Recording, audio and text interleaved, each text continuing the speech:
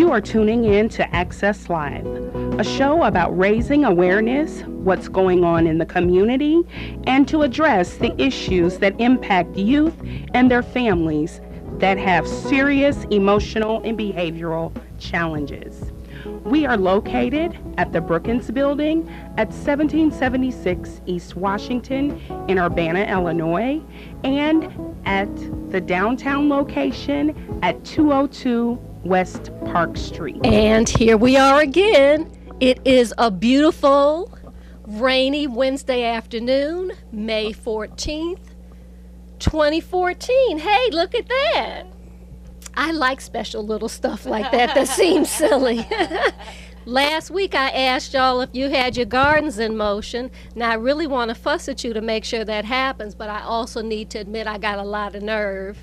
Because the only thing blooming in my garden is the stuff that comes back on its own every year. And you will also notice we have in the studio with us today Dr. Sundiata Chajua and Dr. Helen Neville. For those of you watching us on the screen, you will see that Sundiata has on one of my garden colors we were talking about before we came on the air. This is called chartreuse.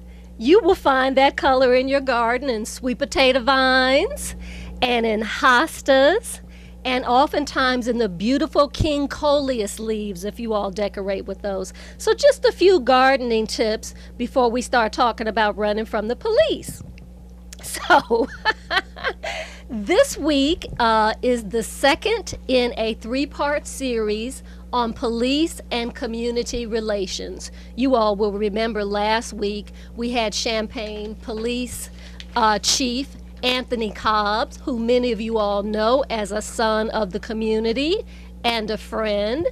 But sometimes we have to ask friends hard questions as well as we give them as much slack as we can. So I think the conversation went well. I got a lot of feedback that people were pleased, that we talked about things that help personalize, help humanize police, because they are, of course, human beings just like we are. Many of us are just concerned that we might see them more as human than they see us.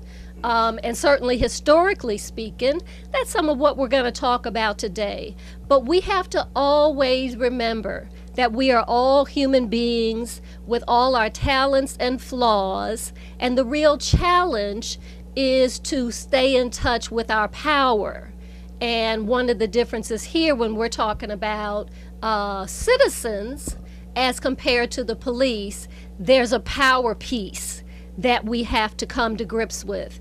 And you can use your power for good, or you can use your power for not so good. So today what we're going to talk about is, why is there this tension that seems natural to the African American community, not just here in Champaign County, but around the country?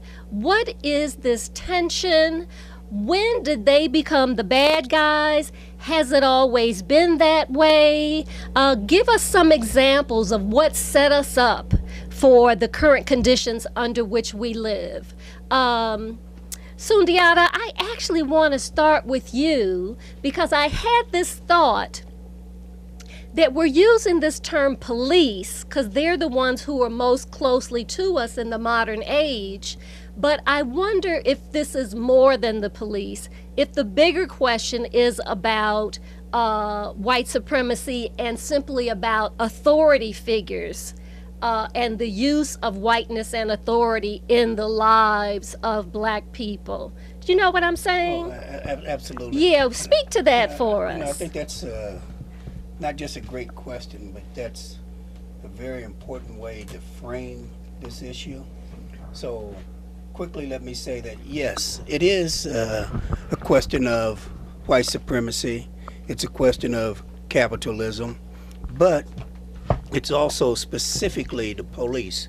What we're really talking about here is roles and functions, right? Roles and functions, okay. So in the United States, a white supremacist capitalist society, African people are introduced through enslavement.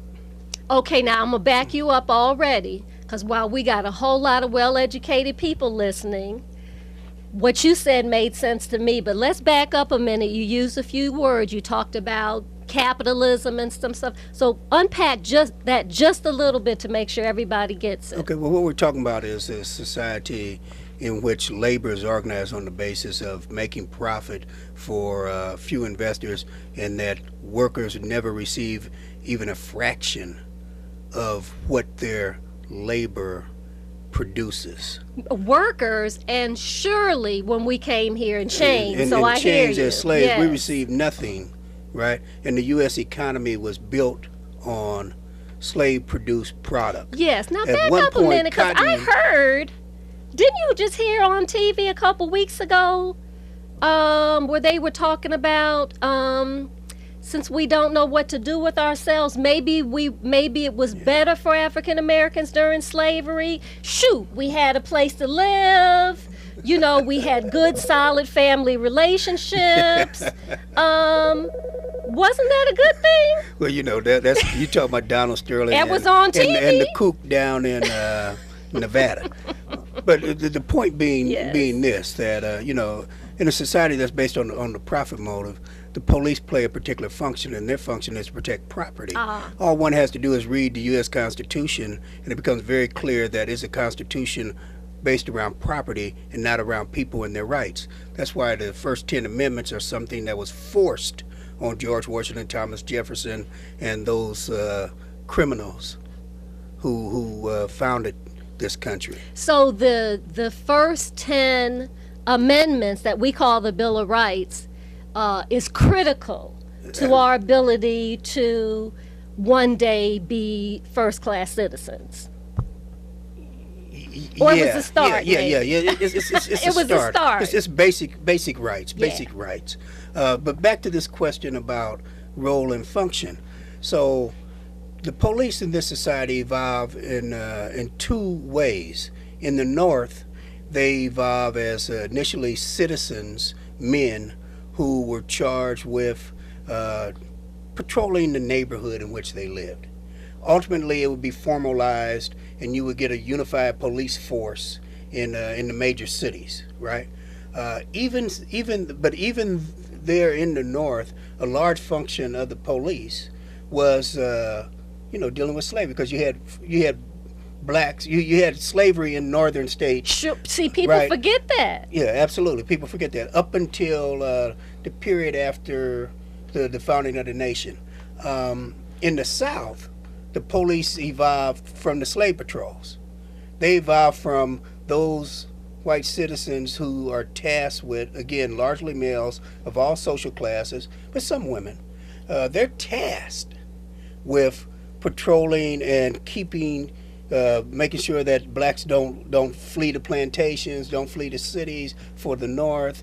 They're tasked with repression and brutalization to try and teach the enslaved their place.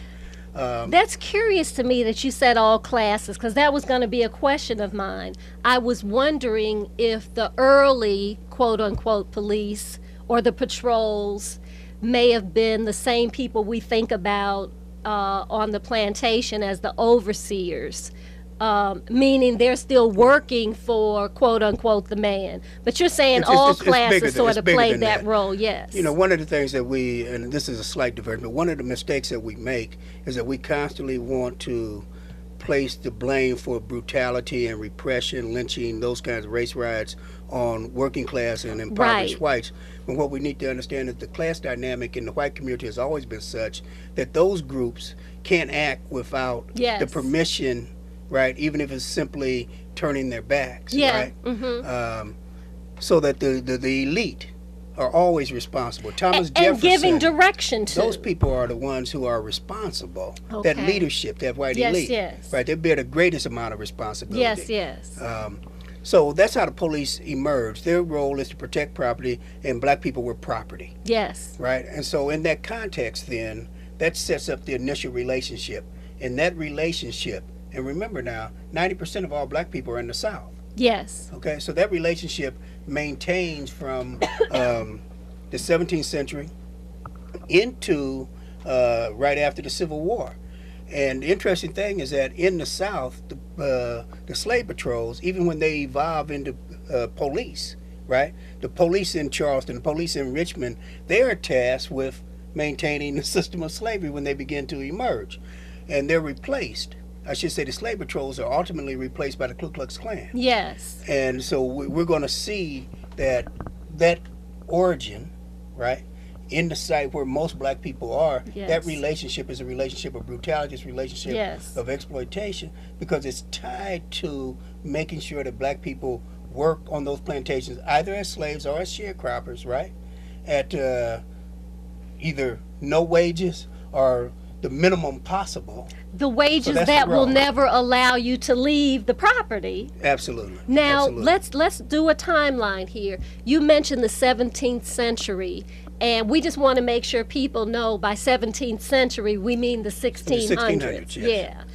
So from the 1600s to the mid 1800s is the area we're talking That's about right now. That's right. Yes. Okay, so Dr. Helen, step in here a minute. Maybe you can give us your best take on, now for those who don't know, Dr. Helen Neville is the chair of the counseling psychology program in the College of Education at the University of Illinois.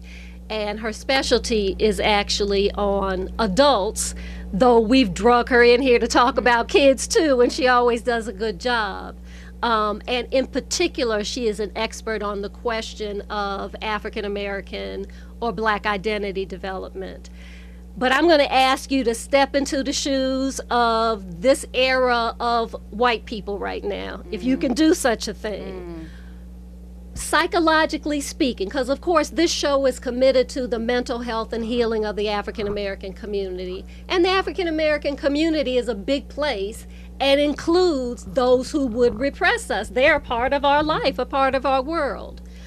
What's happening in this time period in the minds of mostly white men, but not exclusively, when it comes to patrolling and repressing this black property? What do they have to tell themselves? What do they have to believe to sustain their effort? Does that make sense? Mm-hmm.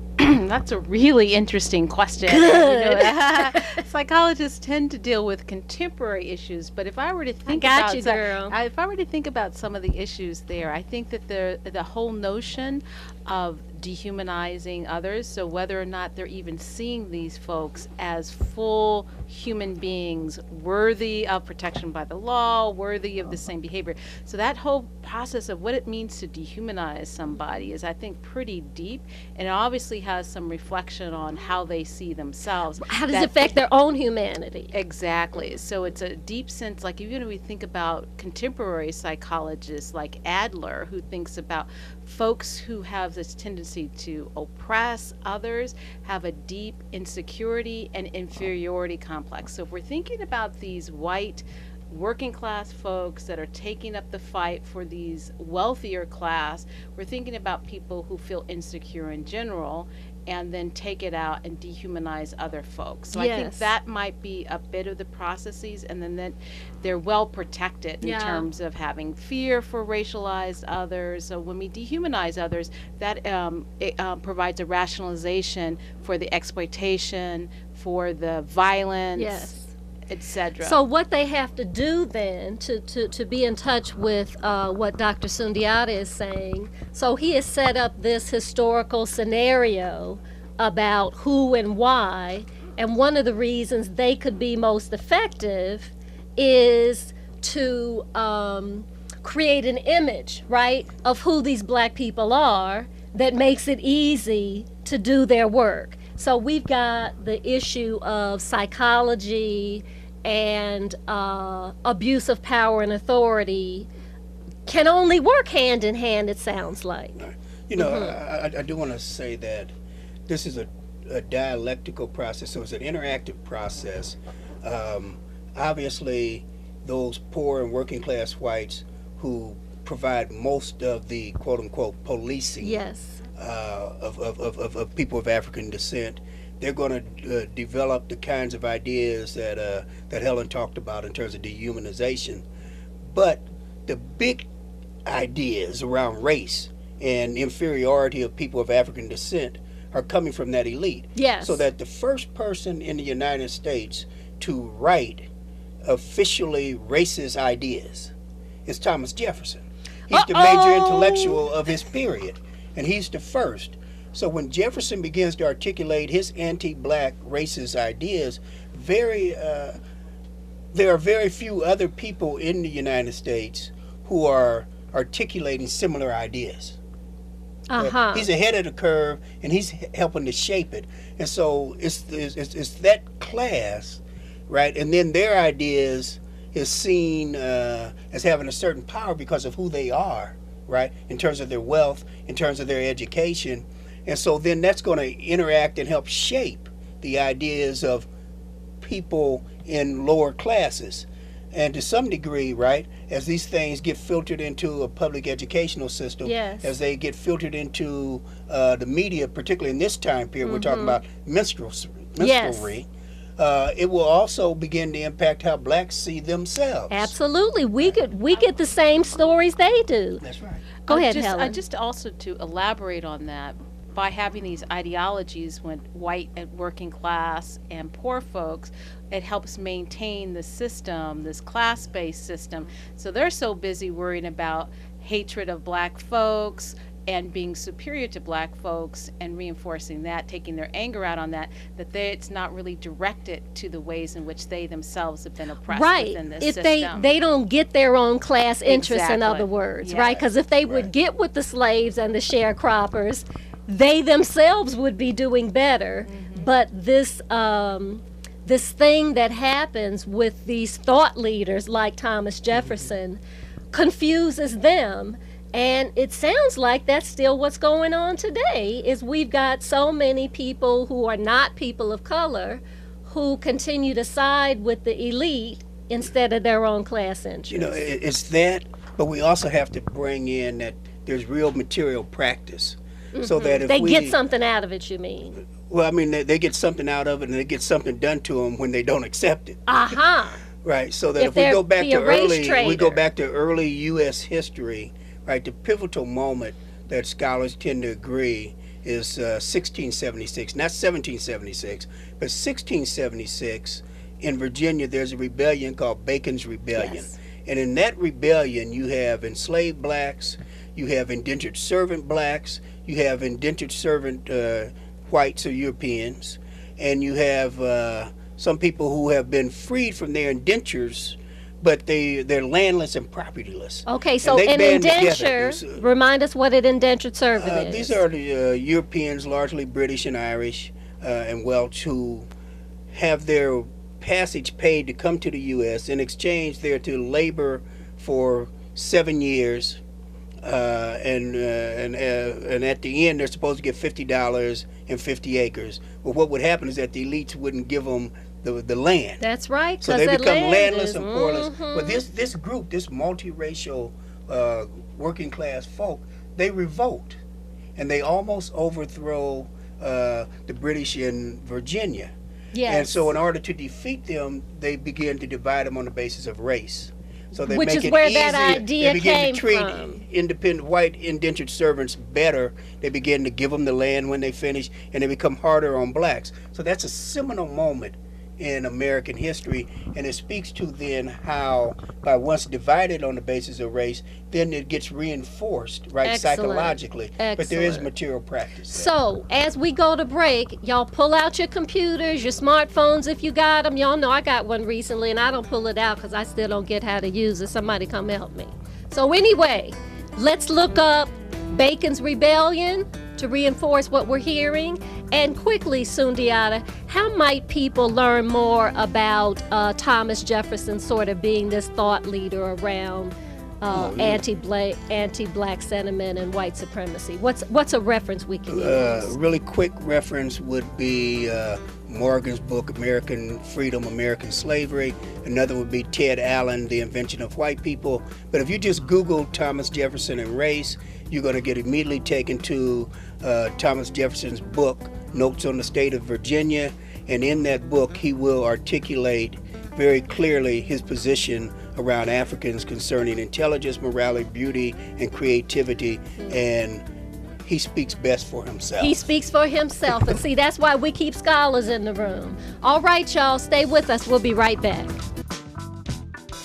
Access Live can be heard every Wednesday afternoon from 2 to 3 p.m. on WBCP 1580 AM in Champaign-Urbana.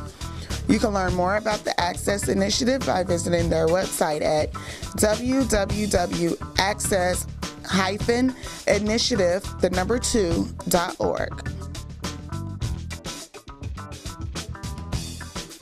And we're back. This is Imani Bazzell, your host for Access Live, a community education and engagement initiative of the Access Initiative. And as you know, we exist at your pleasure and are completely committed to the mental health and healing of the African American community. And you certainly know by now that is broadly defined. While we probably should all be laid out on a psychiatrist's couch at some point, some of us may need to just be there a little more quickly than others. But that doesn't mean that history doesn't come to visit us every day. And in fact, one of my most favorite quotes about history is that history begs to be resolved. And that's what we're talking about today, that we'll keep going in circles until we learn how to talk about race and racism in a rational way, until people really get the chance to tell their true stories, until we get some real healing going on, and until we are able to understand, name, live with our history, and move forward into our destiny, which is why you will find the two people in the studio with me today here as often as possible. We have with us Dr. Sundiata Chajua, who is an associate professor in the departments of African American Studies and the History Department at the University of Illinois. He also serves as the president of the Black Studies National Council of Blacks. How many times have I looked at you trying to get the right name? A lot, right? So see, he shames me, but y'all know what I mean. He's the one who makes sure stuff happens with that national organization of scholars committed to Black Studies. That's who he is. And he also serves as a senior editor for the Black Scholar, which we're going to make sure we talk about before we go off the air at 3. And so he is our Black History and Studies primary resource person. And we also have with us Dr. Helen Neville, and she is our primary mental health resource person. And while you don't see her or hear from her every week, you might be surprised to know you actually are hearing from her, because she heads up our resource pool of super bad Black women psychologists who prepare notes for us every week and resources to share with you about how to look in the topic for that week into more detail. With that, we've gotten up to the 1860s. So what we're doing again is we're talking about the history of the relationship between the African American community and the policing community. Where did police come from? What did they look like in their formative years? Dr. Chajua has talked about patrols and policing that at some point emerged into formal police officers and departments. And he started to make a link between them becoming formalized and the ones who end up taking their place. Some folks call the Ku Klux Klanners. So they sort of inherited the original role of the less well-formed police, because what we want to get a handle on is why city after city, town after town, state after state, there is this tension, palpable tension. What is that history between Black folks and policing authority figures that we got to get a handle on, and we got to find our way around and through, because we do need assistance. We do need protection. We just don't want the focus to be solely on protecting people's property. We got to get some psychologists up in there to think about protecting our hearts and minds as well. So at that, Sundiata, you had just talked about this dialectical around, and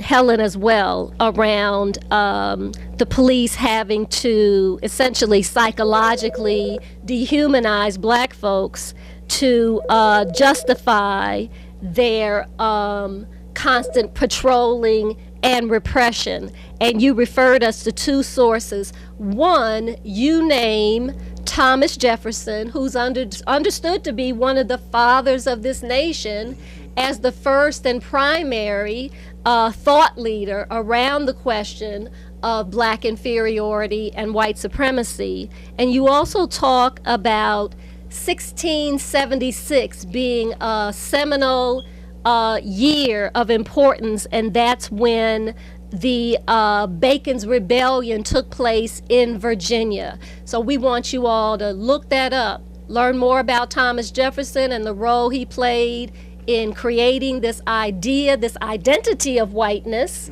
and the inferiority of black folks, and look up that Bacon's Rebellion. That sounds like some good stuff. But let's take a caller right now. Hello, caller. Hey, good afternoon, everybody. How y'all doing? Good afternoon. Good to hear from you. As well. I did catch a couple of minutes. It's always great to get a history lesson from Brother Sundiata and a psych eval from Sister Helen. I need those on a regular basis. I wanted to call in today to speak quickly to three things.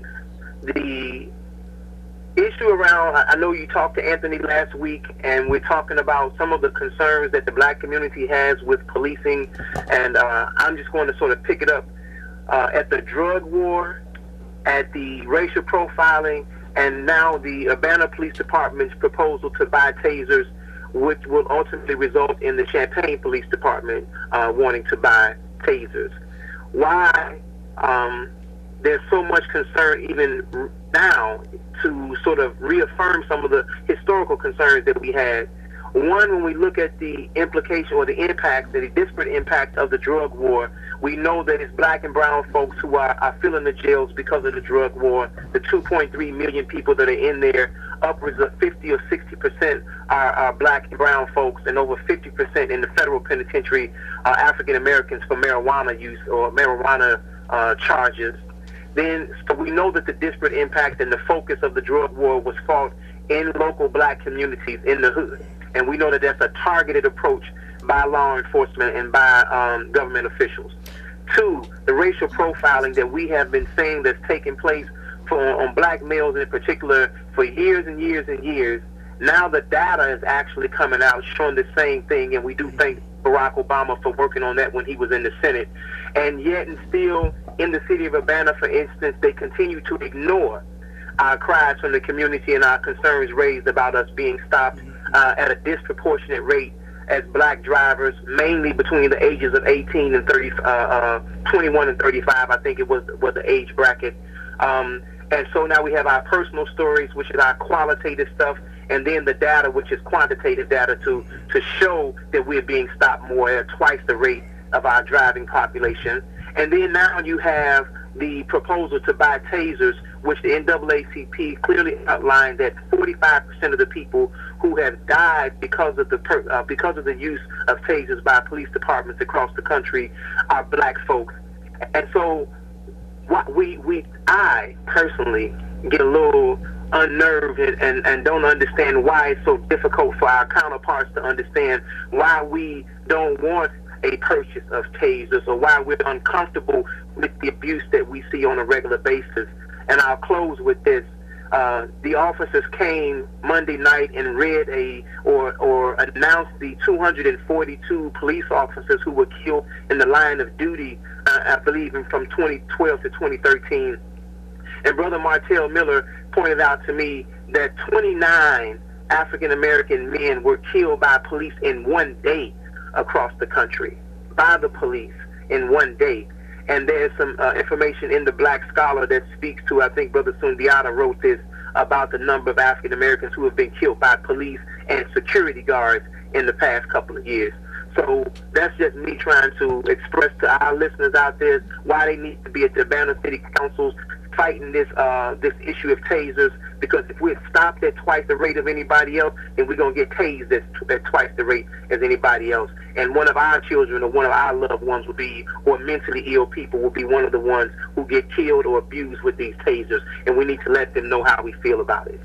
Well, an active listener indeed. Let me ask you one question of clarification before you leave us.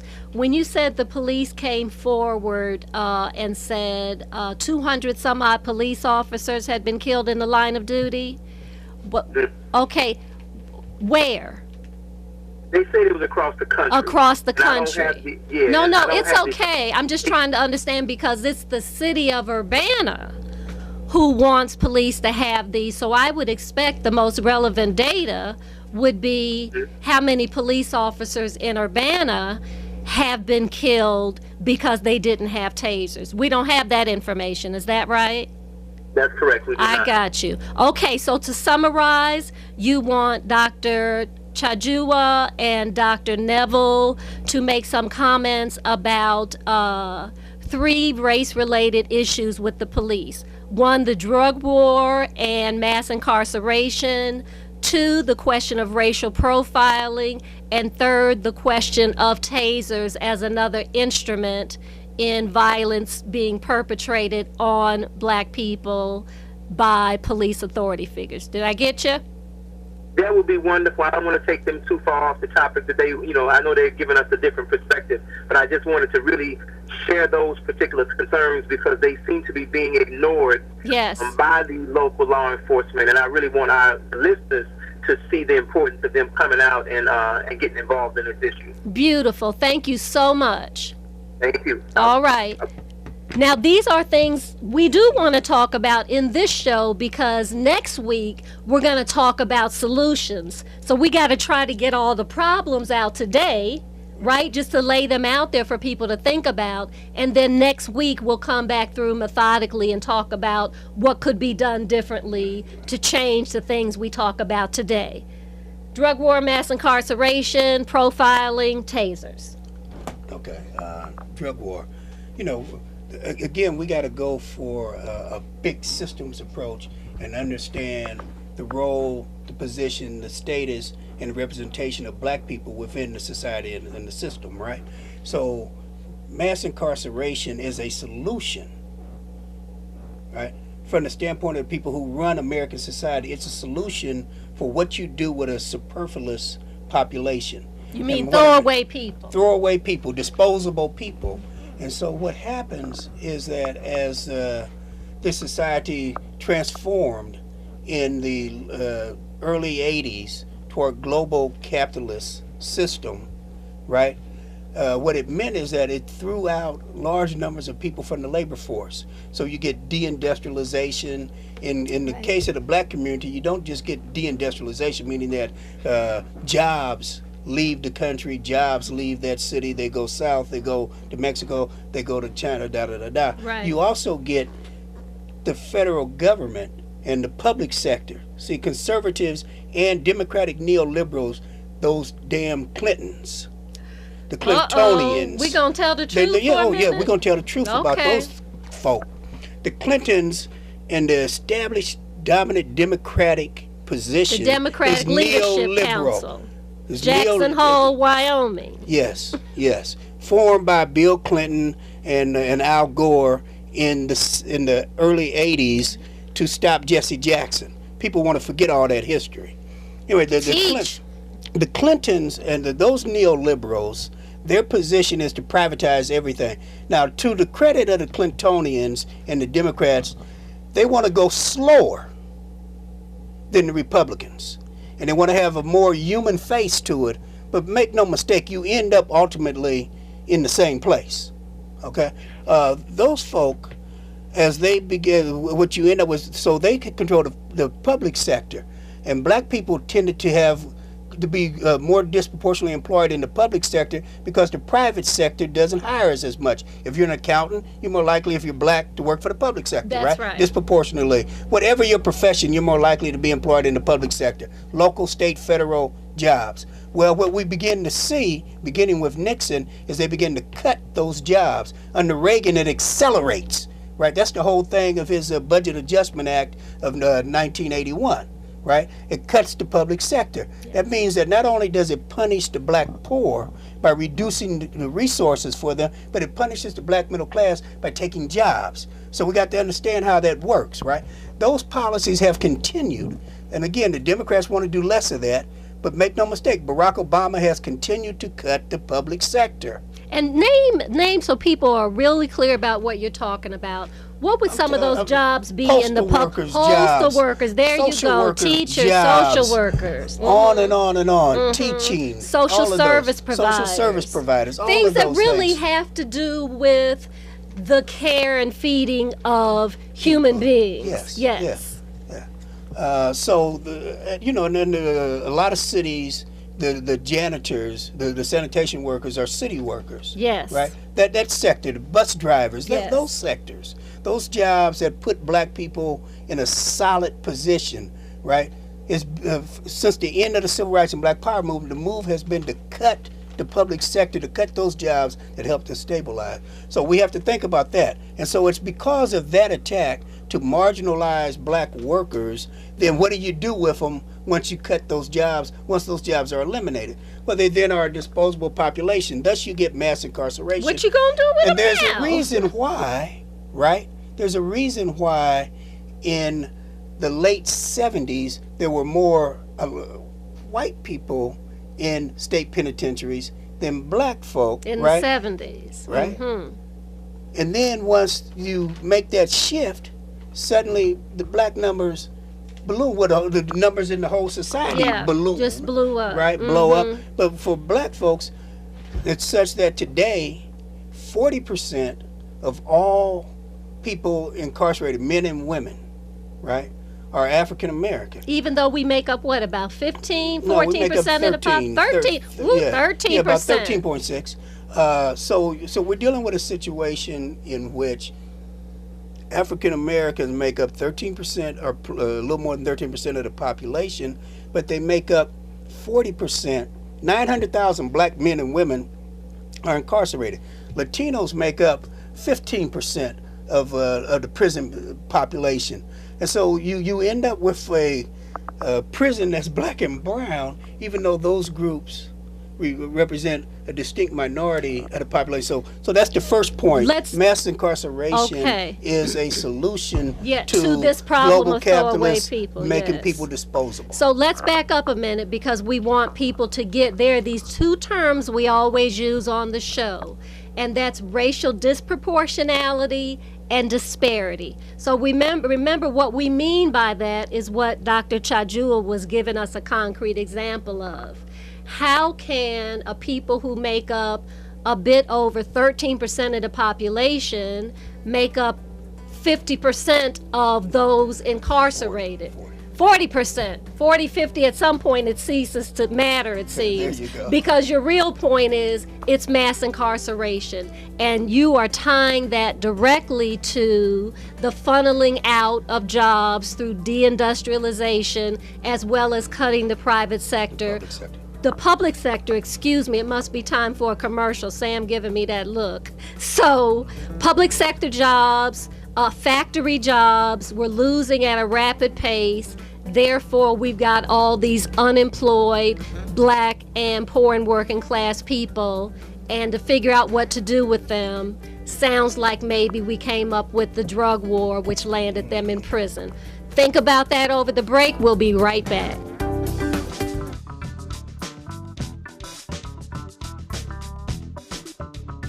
The Access Initiative mission is to build a trauma and justice-informed system of care designed to create a healed community that works to ensure that youth and their families are resilient, resourceful, responsible, and restored.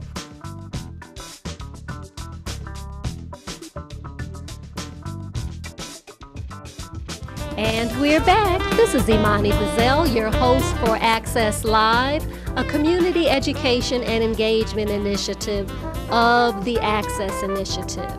Today, we are at the tail end of our second installment of a three-part series on police community relations, in particular the African American community. Sometimes we're talking about right here at home in Champaign County. Mostly we're talking about this much more universally or globally, because our experience here is mirrored in other cities and states across the country. So to help us unpack this thing we've got to get our arms around, we have in the studio two scholars, one on history and one in psychology, because once we get a handle on history, we're going to need to be on somebody's couch, because history has done a number on us. So that's why we never go anywhere without our mental health experts and resource persons. Because when we talk about this history, there's some strange bedfellows who end up coming together to help create racist ideas and notions, and that we all end up hurt by. So we're going to hand the show over for a bit to Dr. Neville to talk about and tease apart the mental health or psychological components, from how it has an impact on those in power, as well as ways that we might, as Black people, be internalizing those same messages.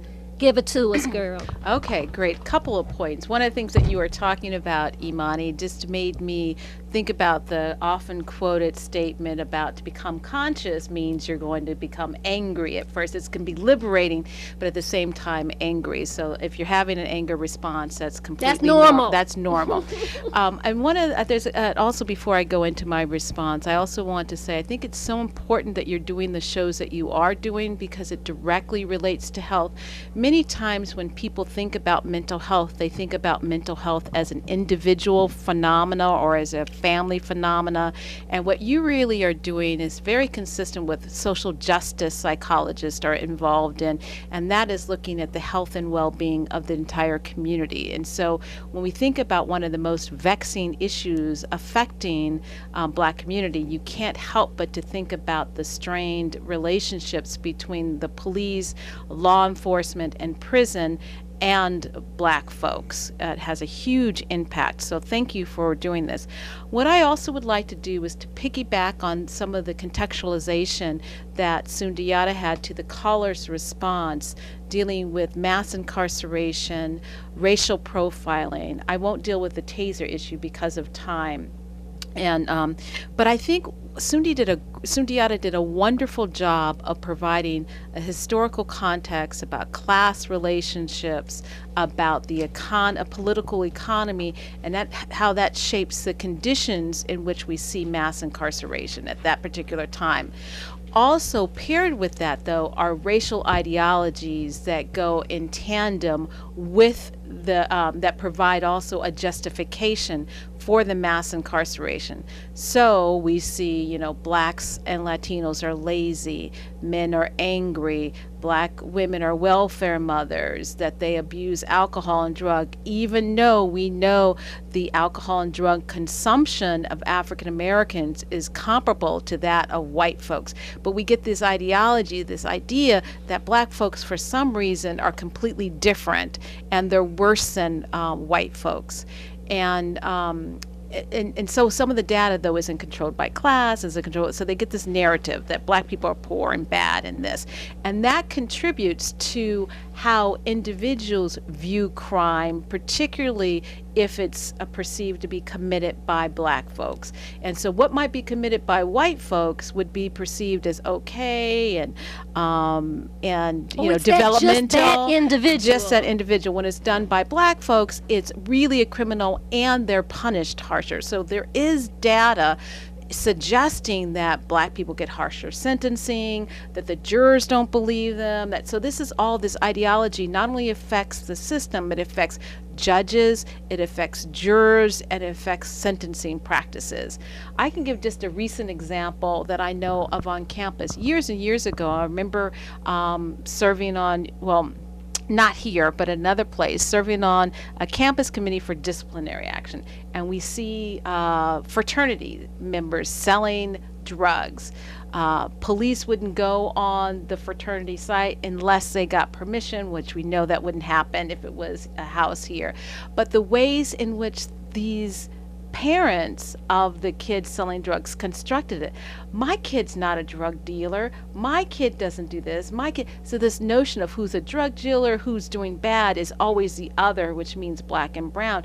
And so these people get some leniency. And that's why, similar to Sundiata, I was really glad to see the crackdown on the drug dealers on campus from the fraternities. Let's call it what it is. And usually we're quick to call black folks drug dealers or black folks, and not the same. That's the way that in which it kind of this ideology works. Who we can imagine and who we can't imagine. Mm-hmm. Exactly. And I think one of the things that most people know is that the Congressional Black Congress, the Caucus was the ones saying, okay, our community is plagued with a crack epidemic. This would have been early 80s, right? Early mid 80s. Exactly. Let's do something about it. Our constituents wants us to do something about it. And while they might have been thinking about drug treatment interventions for folks, what got down was heavier sentencing. And so we see a racial disparities, which adds even greater to some of the things that Sundiata was talking about in terms of longer sentences, etc. So I think that's one issue, is these racial stereotypes and racial ideologies. The second one has to do with the notion of colorblind racial ideology in particular, and that's related to this notion of racial profiling. So if we live in this society in which people now want to pretend like race doesn't matter, it's a thing of the past, I just view you as an individual, I'm not burdened with all of these notions of inferiority and superiority, that they then implicitly respond to things based on these inferiority, superiority ideologies.